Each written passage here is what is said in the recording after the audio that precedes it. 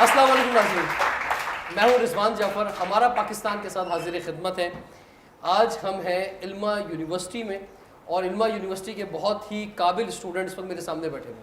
भाई आप सब हैं काबिल? श्योर? चले, तो आप काबिल हैं तो ज़िंदगी में मुझे उम्मीद है कि आप बहुत कामयाब होंगे और कामयाबी का रास्ता आप कोई भी ले सकते हैं।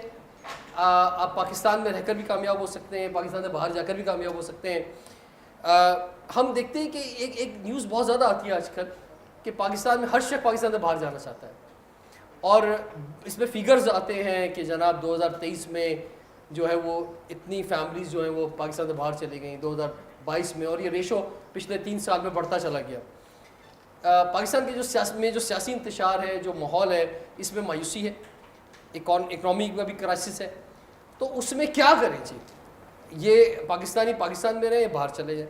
दूसरा जो ब्रेन ड्रेन हो रहा है, यानी हमारा जो बेहतरीन स्किल पर्सनस हैं, हमारे डॉक्टर्स हैं, हमारे इंजीनियर्स हैं, हमारे आईटी एक्सपर्ट्स हैं, ऐसे नौजवान जो पाकिस्तान में डिग्री हासिल करते हैं, ये लोग यहाँ पे डिग्री हासिल कर रहे हैं, वो भी बाहर जा रहे हैं।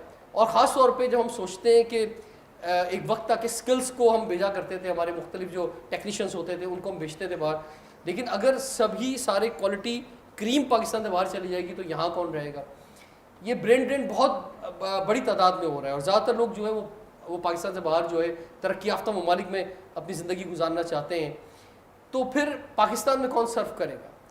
तो ये ब्रेन ड्रेन को रोकना चाहिए या ब्रेन ड्रेन होता रहे, कोई मसला नहीं है जनाब। पाकिस्तान एक बड़ा मुल्क है, 25 करोड़ की आबादी है, कितने लोग चले जाएंगे बाहर? 1 करोड़ भी चले जाए तो क्या फ़र्क पड़ता है? 1 करोड़ ऑलरेडी पूरी दुनिया में मौजूद है, तो अच्छा रेमिटेंसेस आएंगे जितने लोग बाहर जाएंगे। तो एक दलील ये भी दी जाती है। तो इसमें इसके कई सॉल्यूशन पे आज के प्रोग्राम में पहुंचने की कोशिश करेंगे।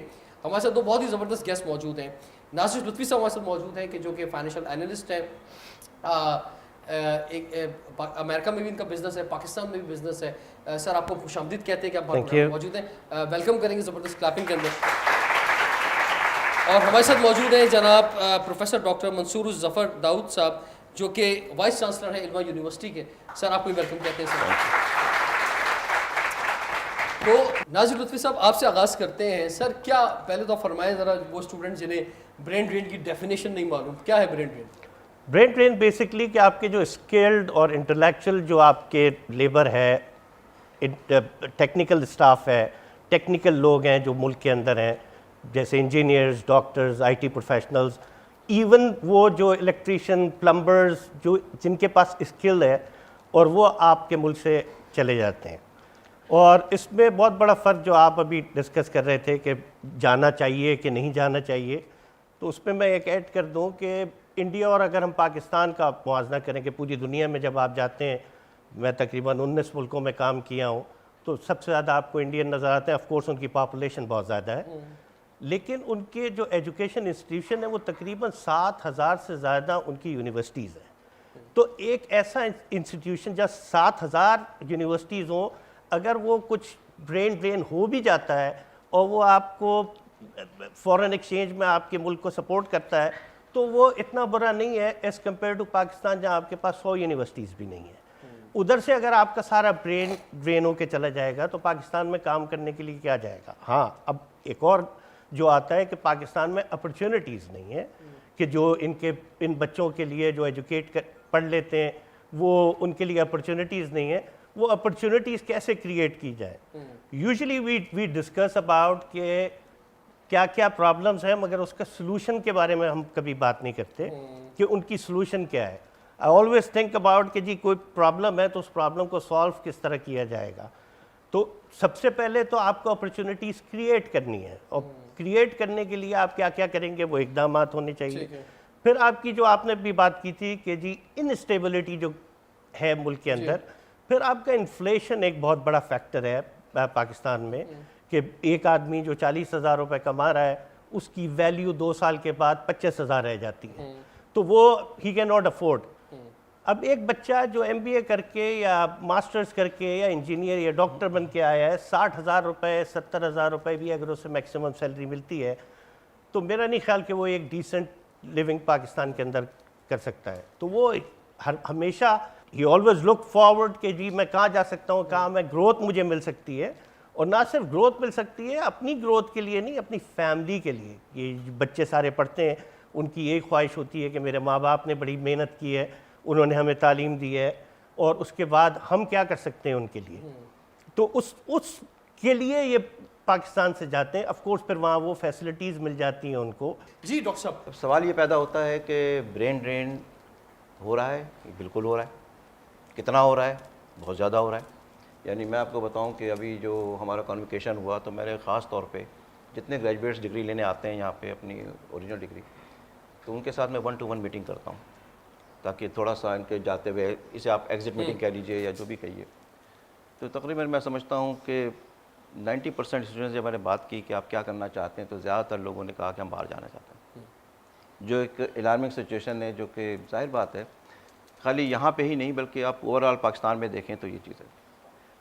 अब इसके ये तो हो रहा है, और ब्रेन ड्रेन की जब आप बात करते हैं, जब ड्रेन की बात करते हैं और आपकी कोई कीमती चीज़ ड्रेन में चली जाए तो डेफिनेटली आप कोशिश करते हैं कि उस कीमती चीज़ को बचाने के लिए अपने ड्रेनेज सिस्टम को बेहतर करें कि आपकी कोई कीमती चीज़ गलती से या किसी भी वजह से उसमें ना जा सके। लेकिन मसला ये है कि हमें पता है कि ब्रेन एक इतनी कीमती चीज़ जिसकी डेफिनेशन भाई साहब ने की अभी, और वो कीमती चीज़ ड्रेन में जा रही है, लेकिन उस ड्रेनेज को हम सीधा नहीं कर रहे, उस ड्रेनेज के लिए हम कोई प्रिकॉशंस नहीं ले रहे, उस चीज़ को जो कीमती चीज़ है उसको बचाने के लिए हम कोई इक़दाम नहीं कर रहे। हम बात करते हैं, जैसे सर ने बात की कि पॉलिटिकल सिचुएशन है, बिल्कुल है, इकनॉमिकल सिचुएशन है, बिल्कुल है, इसमें कोई दो राय नहीं है, आबादी का तनासुब बहुत ज़्यादा है, बिल्कुल है, इन्फ्लेशन है, बिल्कुल है, सब कुछ है। लेकिन सवाल ये है कि हमारे अंदर क्या ये जज्बा मौजूद है? यूथ इतनी बड़ी तादाद में यहाँ बैठी हुई है कि हमारे अंदर जज्बा, क्या इनके अंदर ये शऊर हमने पैदा किया है कि वतन से मोहब्बत भी कोई चीज़ है? क्या वतन से मोहब्बत के लिए कुर्बानी कोई चीज़ है? कि फ़र्ज़ कीजिए कि अगर आपके घर के अंदर खुदा न खास्ता अल्लाह ना करे कोई, अगर फ़र्ज़ कीजिए कोई प्रॉब्लम है, कोई बात है, तो आप क्या करेंगे? घर छोड़ के चले जाएंगे सिर्फ इस वजह से कि मेरी ज़ात है, या उन मेरी ज़ात से मुंसलिक अगर मेरे बीवी बच्चे अगर हैं, अगर वो चले जाते हैं कनाडा और मेरे बाकी भाई बहन और बाकी लोग अगर घर में रहते हैं, अब उनके बाद जैसा भी बीत रही है, कुछ भी बीत रही है, तो किसी को अपॉर्चुनिटी मिली चला गया, जिसको अपॉर्चुनिटी नहीं मिली वो इसी माहौल के अंदर अपनी गुजर बसर कर रहा है, जो भी कुछ कर रहा है। सवाल ये पैदा होता है कि जितने लोग यहाँ से फिर बाहर जाते हैं, वो करते हैं, फिर जब उनसे बात होती है तो वो एक बात कहते हैं, अरे यार पाकिस्तान ठीक नहीं है। मेरा सवाल सिर्फ एक है कि पाकिस्तान को कौन ठीक करेगा? मैं आपको बताऊँ, मैंने अपनी पूरी तालीम अमेरिका में हासिल की, वहाँ से वापस आया, मुझसे किसी ने पूछा कि आप वापस जाएंगे? मैंने कहा यस, मैं वापस जाऊँगा, क्योंकि अपनी अपनी सोच है। तो उन्होंने कहा कि भाई क्यों जाना चाहते हैं वापस? मैंने कहा ठीक है, हम पढ़ाई के लिए आ सकते हैं, टेक्नोलॉजी डेवलपमेंट के लिए आ सकते हैं, इल्म हासिल करने के लिए आ सकते हैं, लेकिन क्या कहीं हमारे मुल्क को भी हमारी ज़रूरत है या नहीं है किसी भी हैसियत से? तो क्या हमारी जो यूथ है इसको ये सोचना पड़ेगा कि हम शिकवे कर रहे हैं कि भाई हमारे पास ये सारी चीज़ें मौजूद हैं, गवर्नेंस अच्छी नहीं, गवर्नेंस कौन चला रहा है? Political system. इस चीज़ को सीधा कौन करेगा? मैं आपको यहाँ पे एक मिसाल देता हूँ मलेशिया की। आप मलेशिया की अगर आप देखिए कि मलेशिया को अगर आप चले जाइए 17s के अंदर, तो उस ज़माने में गुर्बत, आपको शायद पता ना हो कि उस ज़माने में गुर्बत वहाँ पे इतनी थी जहाँ पे पाकिस्तान जो था वो इमदाद देता था मलेशिया को, और उनके पास सिर्फ रबर की एक्सपोर्ट के अलावा कोई दूसरी एक्सपोर्ट नहीं थी, एक महदूद पैमाने के ऊपर करते थे। लेकिन वहाँ से देखिए उन्हीं अवाम में से, और वहाँ पे भी इन्फ्लेशन भी था, चीज़ें भी थीं, पॉलिटिकल इनस्टेबिलिटी भी बहुत थी। यहाँ पे जितने आपके प्रॉब्लम्स हैं पॉलिटिकल के हवाले से, वहाँ पॉलिटिकल के हवाले से देखें तो मैं समझता हूँ कि बहुत ज़्यादा प्रॉब्लम थी। लेकिन उसमें से ही, उसी यूथ में से एक बंदा निकला, महातिर मोहम्मद, और उस ज़माने में भी यही हो रहा था कि जितने लोग पढ़ लिख जाते थे वो सारे के सारे बाहर जाते थे। लेकिन महातिर मोहम्मद एक डॉक्टर था, गरीब घराने से निकला, डॉक्टर बना, और डॉक्टर बनने के बाद उस ज़माने में हर बंदा बाहर जाता था। जब उससे पूछा गया कि आप बाहर जाएंगे, तो उसने कहा नहीं, मैं बाहर नहीं जाऊँगा। कहने भाई आप क्यों नहीं बाहर जाएंगे? कहने लगे मैं अगर बाहर जाऊँगा तो मैं सिर्फ अपनी ज़ात के नफ़े के लिए जाऊँगा, अपनी ज़ात के मफाद के लिए जाऊँगा, अपने लिए, अपने बच्चों के लिए, अपने घर के लिए, अपने इसके लिए बात करूँगा, लेकिन मेरी इस पीछे नेशन का क्या होगा? लिहाजा मैं नहीं जाऊँगा, मैं यहाँ रह के, क्योंकि आपको अगर किसी कीचड़ को साफ़ करना है तो आपको कीचड़ में उतरना पड़ेगा। आप किनारे पे खड़े होकर कभी कीचड़ को साफ़ नहीं कर सकते। अब वो कैसे उतरें, क्या करें, उसको आपको देखना पड़ेगा।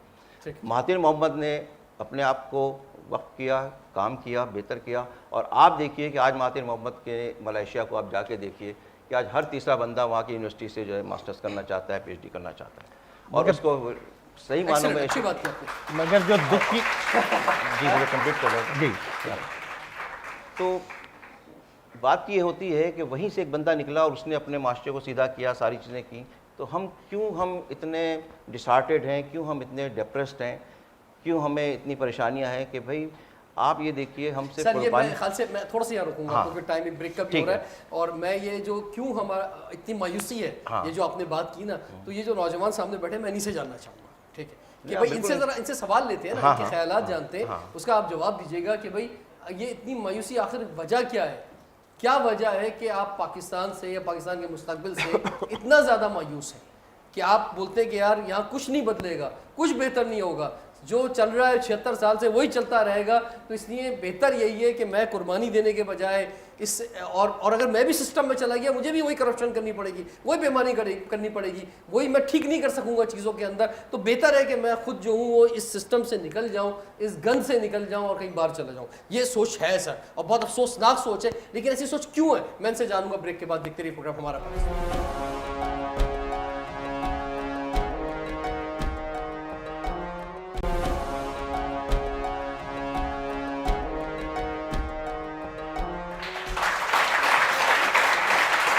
Welcome back. हमारा पाकिस्तान के साथ हाजिर खिदमत है। आज हम इल्मा यूनिवर्सिटी में और बहुत ही ज़बरदस्त स्टूडेंट जिनकी मैंने बहुत तारीफ़ की थी कि भाई यहाँ पे बड़े ज़बरदस्त स्टूडेंट हैं। स्टूडेंट तो ज़बरदस्त हैं, लेकिन ये कुछ बोलने को तैयार नहीं है। और इस वक्त सूरत हाल ये है कि पाकिस्तान में हम तो हर हफ्ते ही 2 यूनिवर्सिटीज़ में जाते हैं। पाकिस्तान के नौजवान जो है वो बोलना भूल गए हैं।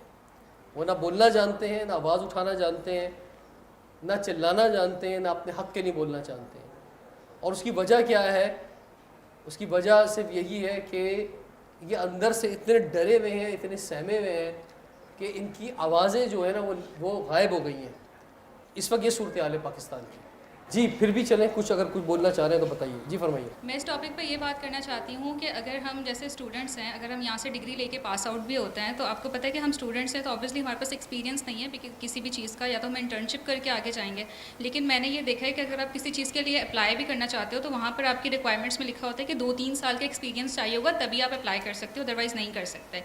तो मैं ये चाहती हूँ कि अगर स्टूडेंट है तो वो इस अपॉर्चुनिटी को कैसे अवेल कर सके।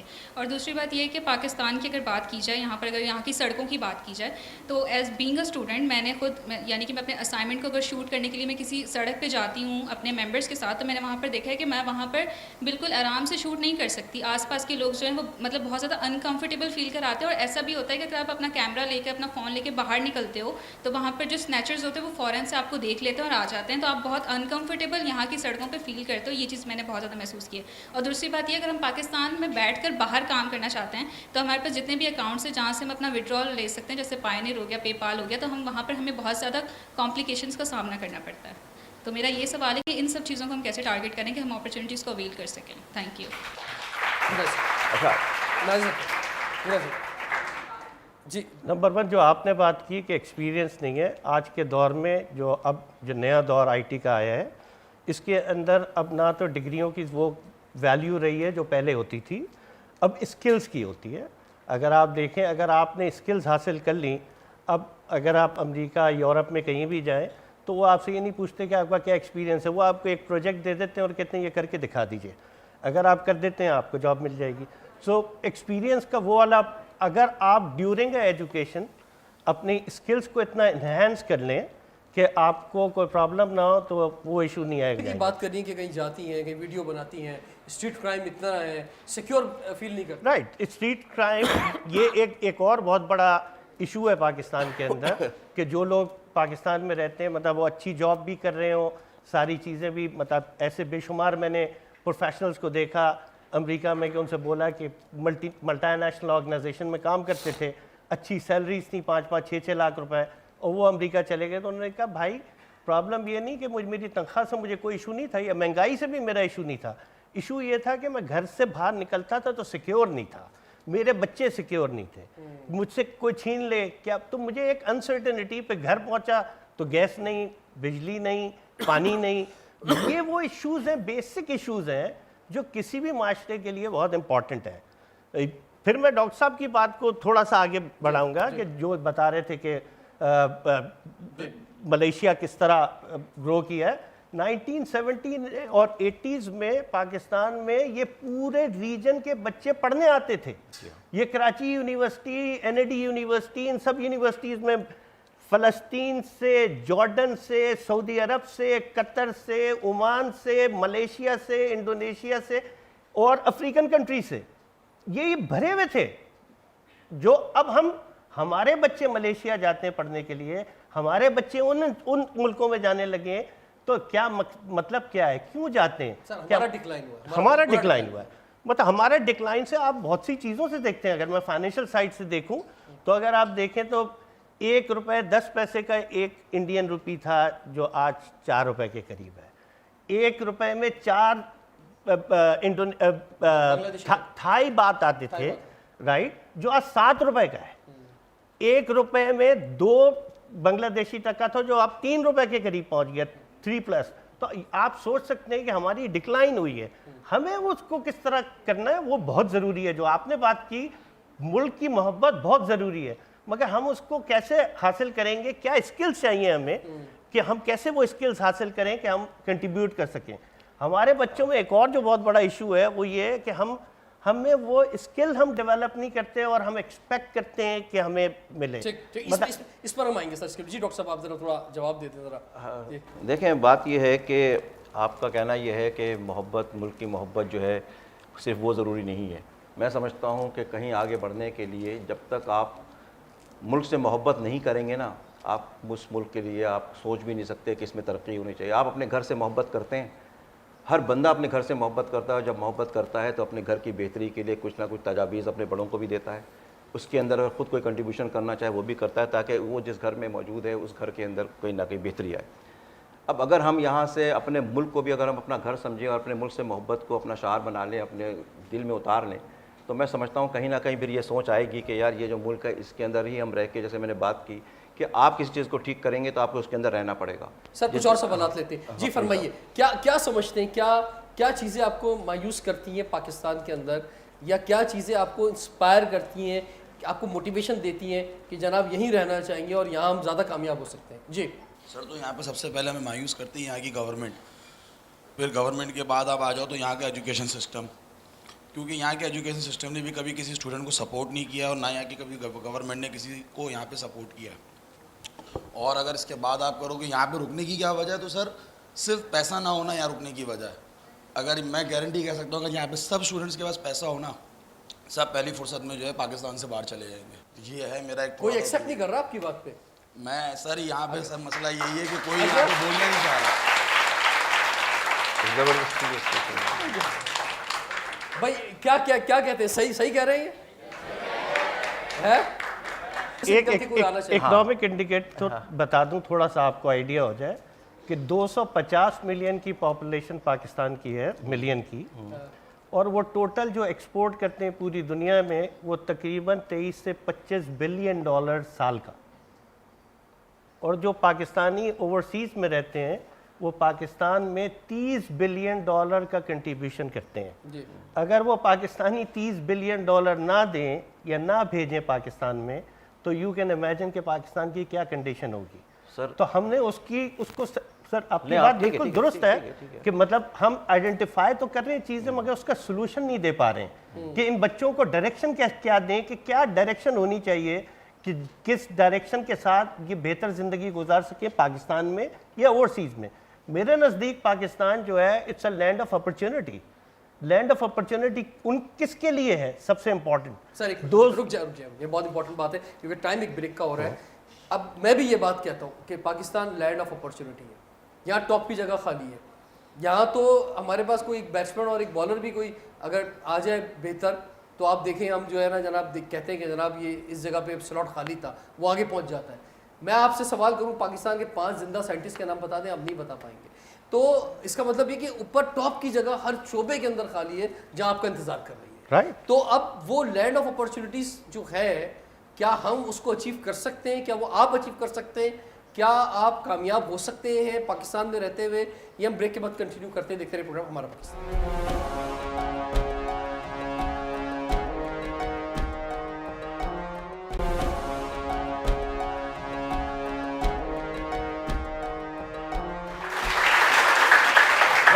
हमारा पाकिस्तान के साथ हाजिर खिदमत है। आज हमें इल्मा यूनिवर्सिटी में और सवाल लेकर आए हैं ब्रेन ड्रेन का। सवाल लेकर आए हैं कि भाई पाकिस्तान में रहना है, पाकिस्तान से बाहर चले जाना है। बहुत ही रिवायती सा टॉपिक है, एक ऐसा रिवायती टॉपिक है कि जिस पे जितनी भी बात कर लो कम है, और जिस पे ना बात की जाए तो कहते हैं कि जनाब बहुत सारे मौज़ूआत उस पर बात करें, लेकिन ये हर घर का मसला है। अच्छा, अब बात ये है कि पिछले 3 सालों में जो कि जिस पर सबसे ज़्यादा सवाल उठता है वो ये हुआ कि लोगों ने अपनी प्रॉपर्टीज़ बेची। यानी एक वक्त था कि पहले तो पाकिस्तान से बाहर वो लोग जाते थे ना कि जिनका यहाँ बहुत बुरा हाल होता था, यहाँ कहते थे यार 25,000 में क्या होगा, 30,000 में क्या होगा। लेकिन हमने तो ये देखा पिछले 2 सालों में कि जो यहाँ पे वेल ऑफ थे, जो यहाँ पे जिसे मैंने कहना चाहिए करोड़पति थे, लखपति थे, ठीक है, उन्होंने अपनी प्रॉपर्टीज़ बेचकर, अपनी चीज़ें बेचकर जो है बाहर अपना बिजनेस क्रिएट किए। अमेरिका की, यूरोप की, ऑस्ट्रेलिया की नेशनलिटी ली, इवन टर्की की नेशनलिटी ली और वहाँ पे शिफ्ट हुए।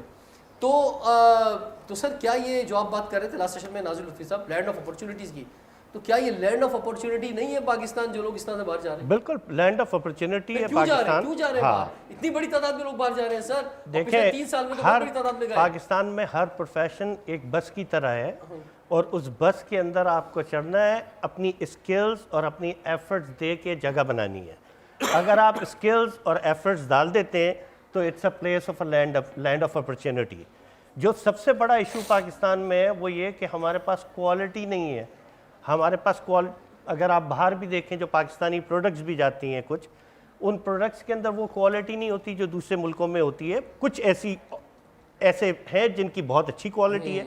तो जब आप अपनी क्वालिटी को मेंटेन करते हैं, अपनी स्किल्स को एनहेंस करते हैं, उसके बाद आपकी जगह है। मतलब मैं आपको एक मिसाल दूंगा। मेड इन पाकिस्तान पे बात करते हैं तो सबसे बड़ी प्रोडक्ट तो ये सामने बैठी जी जी जी बिल्कुल। ये मैंने आपको बताया ना कि आपकी जो जब हमारे स्कूलों में नकल होगी, वो कॉलेजेस में नकल होगी, उसको पेपर आउट होंगे, उसको तो कहाँ से क्वालिटी आएगी? उसको तो मैं आपको सेकंड कर रहा हूँ ना कि आपकी सबसे बड़ी प्रोडक्ट जो $30 बिलियन इस मुल्क को भेजती है, राइट, मतलब वो ह्यूमन रिसोर्स है ना, जो पाकिस्तानी स्किल्ड ह्यूमन रिसोर्स जो है। देखें पाकिस्तान के अंदर अगर आप गवर्नमेंट ऑर्गेनाइजेशंस को हटा दें, कोई भी प्राइवेट ऑर्गेनाइजेशन देखें, अगर कोई कहे कि वहाँ पे मुझे अपॉर्चुनिटी या किसी ऐसी मेरे साथ इंसाफ नहीं होता, तो मैं उसे मानने के लिए बिल्कुल तैयार नहीं हूँ।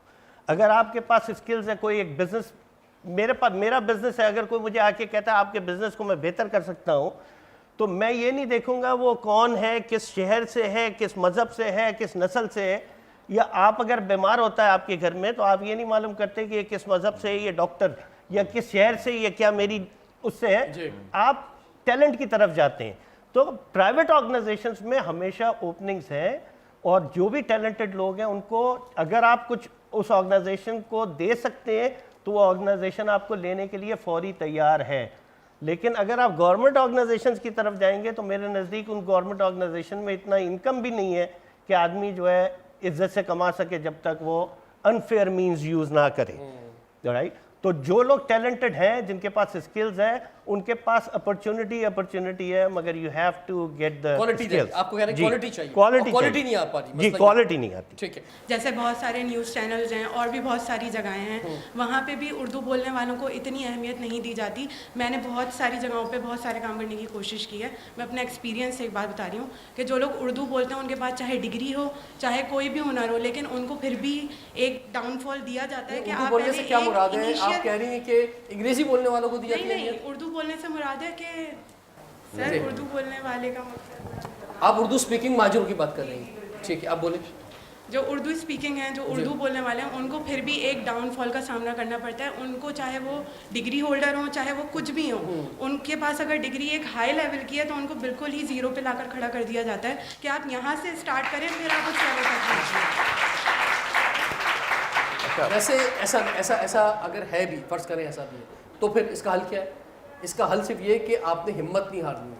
और मिसालें मौजूद हैं उर्दू बोलने वालों की, जिन्हें आप महाजिर भी कहते हैं, वो टॉप लेवल पर पहुँचे हर जगह पे, ठीक है। ये कैपिटल था और एक वक्त था 1960 तक ये मुल्क तरक्की कर रहा था। इस मुल्क को, इसकी ब्यूरोक्रेसी को वही लोग चला रहे थे, मुल्क आगे जा रहा था। आज मुल्क पीछे गया है, तो उसमें अगर पीछे गया है तो उसमें अगर उर्दू बोलने वालों को पीछे किया है तो उससे उर्दू बोलने वाले पीछे नहीं गए, मुल्क पीछे गया है।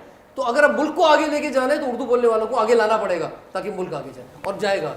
आप कैसे होप पैदा करना चाहेंगे हमारे यंगस्टर्स में कि नहीं यार चीज़ें बेहतर होंगी, बेहतर चीज़ें हो सकती? देखिए, सोच आपकी जब डेवलप होगी कि जब आप मुबारकबाद देने के लिए जब जाते हैं, किसी की इमिग्रेशन हो जाती है तो रिश्तेदार, दोस्त, अहबाब उनको मुबारकबाद देने जाते हैं।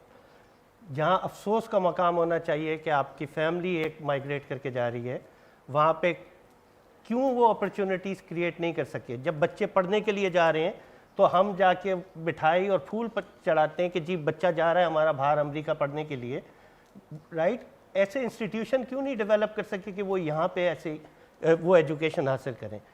तो ये जब तक हम उन चीज़ों के ऊपर अफसोस करने की बजाय खुश होते रहेंगे, जब तक हालात बिगड़े रहेंगे और ऐसे ही चलते रहेंगे। हमको इन चीज़ों को कंडेम करना चाहिए। जब तक हम ये काम नहीं करेंगे, जब तक ये पॉसिबल नहीं है। सर, ये और बात ये है कि ये जो खुशी का इजहार इसलिए हो रहा होता है क्योंकि पाकिस्तान में अगर कोई अचीवमेंट, यानी पहली बात तो ये अचीवमेंट के रास्ते नहीं है, कोई ड्रीम यूनिवर्सिटीज़ नहीं है, कोई जो है उस तरह की बड़ी सक्सेस नहीं है जो हमें बाहर से ही मिल सकती है।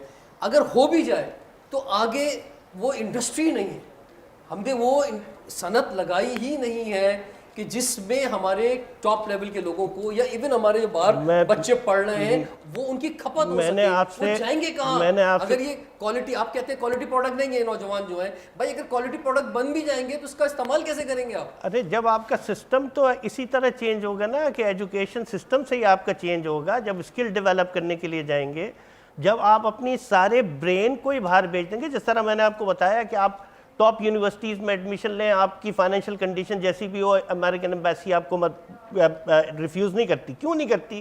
क्योंकि आप बेस्ट ब्रेन है और उनको आपका ब्रेन चाहिए, राइट। तो क्वेश्चन ये है कि हम ऐसे उन चीज़ों के ऊपर जो हम करने के लिए जा रहे हैं, अगर हम वो यहाँ ही पे प्रोवाइड कर दिया जाए पाकिस्तान के अंदर, तो हम उसमें बेहतरी ला सकते हैं। जिस तरह मैंने आपको बताया, जो अब बाहर से पाकिस्तान, अमेरिका, यूरोप और बाकी एरिया से पाकिस्तान में कैसे आप लोगों को, पाकिस्तानियों को बुलाएंगे, राइट। उनको क्या क्या चीज़ें चाहिए, आपको ये सोचना है ना। क्या अच्छा सर, मैं एक ऑन अ लाइटर नोट ये मुझे बताए ना कि आप वहाँ भी रहते हैं, अमेरिका में भी रहते हैं, यहाँ भी रहते हैं, 6 महीने वहाँ पर हैं, 6 महीने यहाँ पर हैं, लाइफ कहाँ पे ज़्यादा मज़ेदार है? देखिए, प्रायोरिटीज़ के ऊपर डिपेंड करता है कि क्या प्रायोरिटी। अगर आपको आराम चाहिए, सुकून चाहिए, स्ट्रेसलेस चाहिए, तो वो अमेरिका बहुत बेहतर है। लेकिन जहाँ आपको अपनी फैमिली चाहिए, अपने दोस्त अहबाब चाहिए, वो सारी चीज़ें, तो वो और जी उसके बाद क्या होता है? किसके बाद? भाई लाइफ गुजर गई, उसके बाद जब आमतौर पे ये देखा गया है कि जितने लोग भी बाहर हैं, लाइफ सारी वो एंजॉय करते हैं, लेकिन मरना अपनी मिट्टी में चाहते हैं, दफन होना अपनी मिट्टी में चाहते हैं। उनकी आखिरी ख्वाहिश होती है कि हम यहाँ दफन। तो मैं उनके लिए कहता हूँ कि भाई आपने जब अपनी चॉइस के ऊपर जाके उस मुल्क की इमिग्रेशन ली और आपने सारी जवानी, सारी ज़िंदगी आपने सिर्फ उसको एंजॉय किया, तो हमें आपकी लाश की जरूरत नहीं है, हमें आपकी मैयत की जरूरत नहीं उनके है। बच्चे दफन होने के लिए आ जाए। तो सवाल ये है कि हम उसकी बात कर रहे हैं, उसके बाद क्या होगा? आपकी जो खासतौर पर नेक्स्ट जनरेशन है, उस पर ही बहुत बड़ा सवाल है। क्या आपके बच्चे जो हैं वो उस तरह से आप उनकी परवरिश कर पाते हैं वहाँ पर? क्या वो आपके हाथों में रह पाते हैं? मेरे नज़दीक अगर उनकी मैयत की ज़रूरत नहीं है तो उनके $30 बिलियन जो पाकिस्तान को सपोर्ट करते हैं, उनकी भी ज़रूरत नहीं होनी चाहिए। सवाल इतना ये नहीं है कि उनका वो तो आए, बिल्कुल आए, मगर मैं ये कहता हूँ कि भाई जब उनकी ख्वाहिश होती है, हम थोड़ी कहते हैं कि वो मैयत यहाँ लेके आए, मगर वो अपनी ख्वाहिश कहते हैं कि यार बेटा हमें जो है ना, जब हम मर जाए तो हमारी मैयत किसी तरह से वहाँ पहुँचा दें, हमारी 2 गज ज़मीन मुझे अपने वतन के मिल जाए। उसका ये रीज़न नहीं, उसका रीज़न ये है कि वहाँ $12,000 से $15,000 दफनाने में लग जाते हैं और पाकिस्तान में वही काम 50-60 हज़ार में हो जाता है। ये रीज़न है, वो ये रीज़न नहीं है। कहीं तो पाकिस्तान को आपने ऊपर किया, कहीं तो आपने एक अपॉर्चुनिटी दी। लेकिन बहरहाल मैं सिर्फ कंक्लूडिंग रिमार्क्स में आपको कह दूँ कि देखिए, बात ये होती है कि अपॉर्चुनिटीज़ जो है ना, वो हम सिर्फ जाते हैं, हम कहते हैं कि हम जॉब सीकर बने हुए हैं, हम सिर्फ जॉब सीकर बने हुए हैं, क्योंकि आजकल ज़माना जो है वो एंटरप्रेन्योर का हो गया है। आप लोग जॉब सीकर के बजाय जॉब क्रिएटर क्यों नहीं बनते? आप अपनी माइंड सेट को क्यों नहीं ये सोचते हैं कि अब मैं अगर ये पढ़ रहा हूँ, सब कुछ कर रहा हूँ, तो मैं क्यों नहीं ऐसी जॉब क्रिएट करूँ जिसमें मेरे साथ साथ कम से कम मैं 4 मजीद लोगों को जॉब जो है वो प्रोवाइड कर सकता हूँ। उसके लिए स्किल्स चाहिए ना, वही तो बात कर रहे हैं हम कि स्किल्स चाहिए। ठीक है, वो स्किल हम डेवलप कर रहे हैं। क्या यूनिवर्सिटी वो स्किल्स देती है कि वो बिल्कुल दे रही है सर, तो हम ही नहीं कर रहे, बाकी सारी यूनिवर्सिटीज़ भी कर रही सर हैं। Thank you very much, Thank you. बहुत बहुत शुक्रिया कि आपने ज़बरदस्त ख्यालात का इज़हार किया। Thank you. बात ये है कि ये सब्जेक्ट ऐसा है कि अगर हमारे नौजवानों की आंखों में आपने पॉजिटिविटी डालनी है, मस्बत रुझान और सोच डालनी है, ख्वाब देने हैं, तो उसमें सबसे बड़ा रोल यकीनी तौर पे हुकूमत और रियासत का है और उन्होंने एक्शंस लेने होंगे। वीसी साहब ने हमें बताया कि यूनिवर्सिटीज़ लेवल पे बहुत से एक्शंस लिए जा रहे हैं, लिए गए हैं, बहुत अच्छी बात है सर। बस बहुत एमरजेंसी बुनियादों पे, इस तरह आपने कहा, लेने होंगे। एक तालीमी एमरजेंसी जो है वो प्राइम मिनिस्टर ने भी लगाई है आउट ऑफ स्कूल्स बच्चों के हवाले से, वो भी लेनी होगी। हमें अपनी जो एक एक इंडिविजुअल है उसके बारे में सोचना होगा। जब हम उनके बारे में सोचेंगे और वो एक्शन ग्राउंड लेवल पे नज़र आएगा तो उस एक्शन की वजह से वो उम्मीद पैदा होगी कि जिस पर ये यहाँ रुकेंगे पाकिस्तान में और ये बेस्ट जो है वो डिलीवर करेंगे। और सबसे बड़ी बात ये कि ये हम सब की जिम्मेदारी बनती है, हमारी यूनिवर्सिटीज़ की, हमारी हुकूमतों की, और ख़ासतौर पर सूबाई हुकूमतें, बड़ा इंपॉर्टेंट रोल है उनका, कि वो बेस्ट क्वालिटी प्रोडक्ट क्रिएट करें ग्रास रूट लेवल से, बच्चों के लेवल से लेके टॉप यूनिवर्सिटी और हायर एजुकेशन तक। अगर हमारी ये बेस्ट क्वालिटी प्रोडक्ट्स निकलेंगी तो वो इतनी पाकिस्तान की बड़ी आबादी है तो वो उसका फ़ायदा पाकिस्तान को भी पहुँचेगा और दुनिया में भी टॉप इदारों के अंदर पाकिस्तान के लोग होंगे। इस टॉपिक को हम ओपन रखते हैं अभी और हम आपको दावत देते हैं कि आप इस पर अपने कमेंट्स जो हैं वो भेजें और इसको हम पाकिस्तान की डिफरेंट यूनिवर्सिटीज़ में कोशिश करेंगे कि इस टॉपिक को लेके जाएं और वहाँ के स्टूडेंट्स और वहाँ के जो फैकल्टी है उनसे भी इस पर बात कर सकें। रिजवान जाफर, इजाज़त दीजिए, देखते रहिए प्रोग्राम हमारा पास।